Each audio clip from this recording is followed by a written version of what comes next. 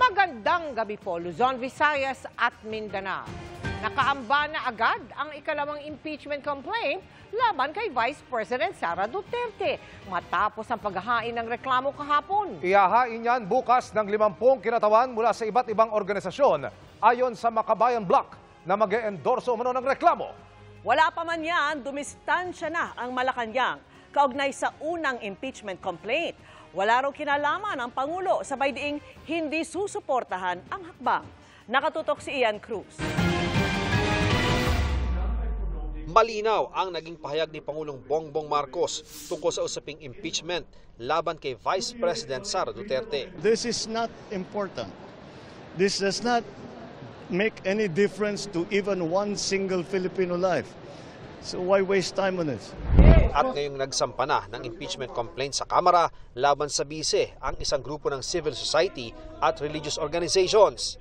Nilinaw na Executive Secretary Lucas Bersamin na walang kinalaman ang Malacanang sa hakbang. The statement of the President is unambiguous na wala kaming kinalaman dyan, and we are not going to encourage that. The President has been very clear about his position on this. So any suggestion na political yan or instigated by our side, no, that is never true. Kabilang sa inihaing grounds ng impeachment laban sa bise ang culpable violations of the Constitution, betrayal of the public trust, bribery at other high crimes.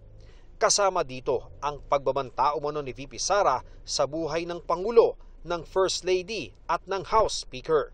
Sa kabila nito, ang pagpapa-impeach raw sa bise, hindi susuportahan ng Pangulo. The President already made a clear and unambiguous statement that he would not support an effort to impeach kasi distracting. Marami tayong pangangailangan na gawin.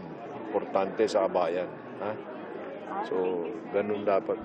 Gayunpaman, hahayaan daw ng palasyo ang Kamara. Right now, mahirap kaming mag-comment dyan. But, alam mo, what the House of Representatives is saying is, we'll let the process flow.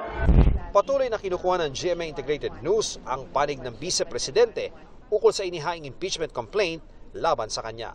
Para sa GMA Integrated News, Ian Cruz, nakatutok 24 oras.